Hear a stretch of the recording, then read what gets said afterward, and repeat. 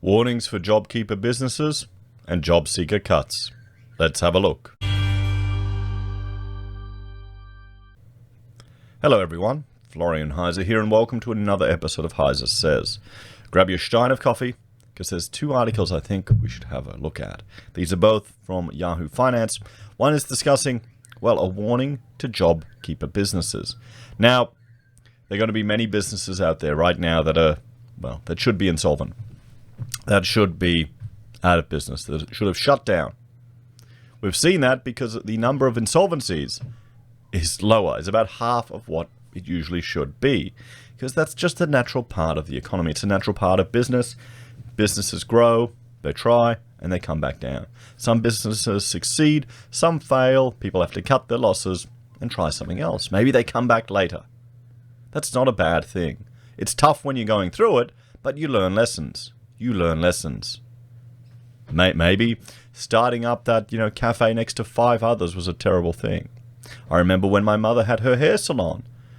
She opened one up in Southport, nice views of the Broadwater. Then all of a sudden, 3 more appeared around the block. More competition. It's just the challenges of business. I think they ended up selling it, and I think they broke even. They broke even, but, a lot of time, a lot of work. It's just part of business. Now, the thing with JobKeeper is that you're going to have some businesses that are just using it to just push through. Maybe they're hoping for a V-shaped recovery.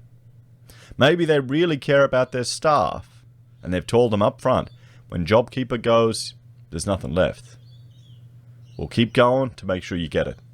I guarantee you that's happening. Because bosses aren't all evil ogres like is portrayed in cartoons or anyone from the fictional characters that a lot of people on the left like to imagine. Most of us, when we hire people, you tend to hire people you like, and you want to be nice to them. That's kind of the thing. Should be a mature adult relationship, a bit of give and take, working together to achieve something. I guess that kind of disappears the bigger a business gets.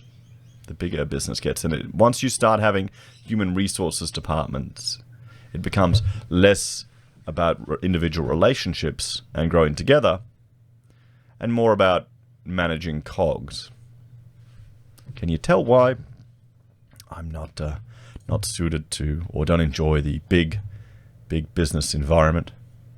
So let's have a look at this article, everyone. This first one. Aussies on the JobKeeper scheme unsure of their business's future post-pandemic have been warned to create a plan of action well ahead of the wage subsidy cutoff date. Now that is fantastic advice. That's really good advice. People should be creating a plan of action. They should be looking for other jobs. If you can't find one, you should be skilling up. Looked at LinkedIn Learning. You can do online courses at home right now to learn different things. You never know. Maybe take this as an opportunity to master Word or master Excel if you're working with these programs. It can't hurt. When Rachel was pregnant with Mina and just pretty much stuck with a baby attached to her, she was bored out of her mind. So she learned video editing using After Effects, Premiere. She learned how to do that, and we actually needed it then, about a month after, for a project. So there's opportunities there. Amid the second Victorian lockdown, there may be some businesses that may not make it, said Australian Small Business and Family Enterprise Ombudsman Kate Carnell in a LinkedIn Australia web stream. There'll be a lot of businesses that will struggle to get through this. It's really important making the call early before all of these things continue to bank up, she said. See, here's the thing as well. Remember, even if you're on JobKeeper and you're getting paid the JobKeeper, your boss is still incurring costs for holiday time, they're still incurring costs for superannuation, all of these other costs that they're not being compensated for. So you may not get it. If they're that close to the wall, you may lose all of that. Which isn't fair, but can you see? I can see that happening. Remember, there's no liability for trading while insolvent right now. This is probably the most important thing that all small businesses need to do right now, and that is put together what we call a business viability plan. Small business owners should sit down with their trusted advisor such as their accountant or bookkeeper, to put together a cash flow plan for the next 12 months, Carnell said. That's what you have to do. But the problem is sometimes you can be so busy just running your business that all these things can slip. The viability of it long-term can slip. You just got so much work on, you're just pumping the machine through. At least this is what I noticed, that this may be the first opportunity people step off and have a break to actually look at it, going, is this even viable? You know, for us, that's what it took. It took, you know, a break, a slowdown for me to have a look at it and look at just the whole business and just sort it all out. Because some things has gotten away for us. I've gotten this subscription, I've bought this. Oh, look, we had one staff member we probably didn't need at that point. So I needed that opportunity to look at it. And that's the trouble. That's the trouble when you're just hunting and looking. You can be so busy in the treadmill.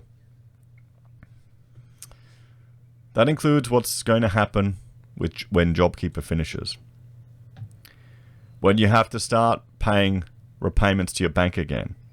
When the ATO will be looking at possible payments to them that you haven't put in place. Where your rent payments to your premises come back. And that includes deferred rent as well, she said. I mean, that sounds like a nightmare.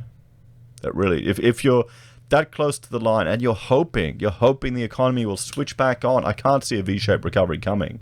We've got high unemployment predicted. And the next article that we're going to look at is about JobSeeker cuts and the impact that's going to have on the economy. So if you're in the retail business, holding onto your staff, holding onto your premises, holding onto all these costs, you've got deferred loans, you've probably deferred your home loan as well. There's going to be a lot of people that are going to be in a lot of stress. And this is just, you've got to, I mean, for those of you that are in a good position, reach out to your friends that are in this. At least talk to them so they don't do anything rash or stupid. Because it's only money. You can build up again. It happens. It's part of life. A plan should be put in place for what closing down might look like and how staff would be paid. When JobKeeper isn't there and you've got to pay staff without support, all of these things need to be planned for right now. Because that will tell you whether the business is viable going forward. Without a plan, debt may continue to pile higher and higher, she warned, and the consequences could be dire. All of us want small businesses not to be in a position where they may lose their home. That's just too tragic. It's going to happen, though. It's going to happen.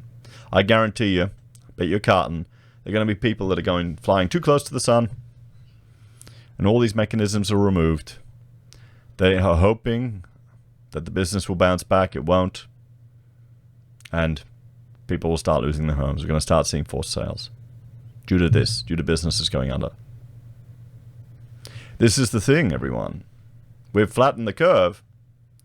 We've flattened the economic curve. Here's another article. Labour warns of mass job losses if the dole is cut. Well, it's not called the dole anymore, but still. Labour fears more than 130,000 retail workers could be sacked if the JobSeeker dole payment returns to its pre-pandemic rate of $40 a day. JobSeeker, previously known as New Start, has been boosted to a maximum of $1,100 per fortnight through to September and then $800 until the end of the year. Opposition Social Services spokeswoman Linda Burney said unemployed Australians are spending $327 million of their JobSeeker supplements every fortnight. But see, this is the thing. We don't want an economy that's dependent on welfare spending. We don't. That's terrible. That's a really bad idea. 40% of the... I've got my tax receipt back, and I've done a video on it going through where all the percentages of my taxes have gone.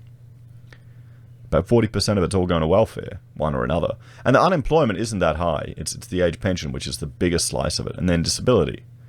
Unemployment isn't that big a chunk of welfare. They're worrying about 130,000 retail workers. I think you're going to lose them anyway. I think the $40 a day is pretty tight. Pretty tight, and people are going to struggle on that.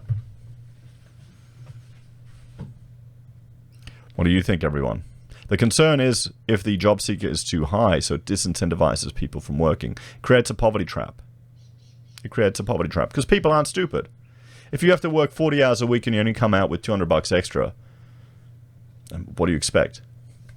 People are probably going to be better off, probably have more money in the end staying at home. I mean, you can't blame people, can you? Miss Bernie fears taking away this supplement could smash the retail sector. It's going to be a very difficult, uncertain and anxious Christmas for millions of Australians, she said on Saturday. Scott Morrison could deliver them some certainty by announcing a permanent increase to JobSeeker. Reserve Bank Governor Philip Lowe has reiterated his support for an increase in the dole payment, which hasn't been lifted for a quarter of a century. Dr. Lowe said, "A quarter of a century, 25 years. Damn, I mean." Dr. Lowe said, "There was broad consensus the payment needed to be permanently increased. I would join that consensus," he told a parliamentary committee on Friday. He warned unemployment will remain high for some time because of the pandemic. The central bank is predicting a 10% jobless rate by the end of the year and will only return to 7% in 2 years' time. The jobless rate has risen to 7.5% and the number of unemployed people has hit 1 million for the first time. So where retail jobs will be felt. New South Wales 38,000, Victoria 31, Queensland 29, WA 13, South Australia 9, or nearly 10, Tasmania 3, and Northern Territory 1900. And the source was the Australian Labor Party, of course. But you've got 25 years, no increase. This is an emergency payment to keep people from being destitute. But some of the rules surrounding, how much saving you can have and all of these other things, we need to be very careful with this because you can create a situation where you disincentivize people from working. Now, the problem with that is you can create long-term scarring where they don't want to return to the workforce after time or their skills have atrophied. And then the biggest issue is you can get multi-generational welfare dependence where you have generations having no role models that have ever worked. And that's the real scary thing, guys. That's the real scary thing. What do you think? Do you think JobSeeker needs to be increased? Does this level need to be maintained? Or do you think the 800 is more reasonable? As always, let me know your thoughts and opinions. Do you think the businesses that are just holding on with JobKeeper, do they not need to start preparing plans to shut down their business? We'll have to see. As always, thanks for watching. Please like, share, and subscribe to the channel. If you're a fan and want to support the content I create here, there are a few ways you can. You can join the channel on YouTube or Patreon. You can support us using our affiliate links at Amazon, eBay, Independent Reserve, or Kucoin. You can buy a merch from HeiseSays, use Gold Pass from the Perth Mint, or support us via PayPal. Take care, everyone. Have a great day. I will see you all in the next episode. Bye for now.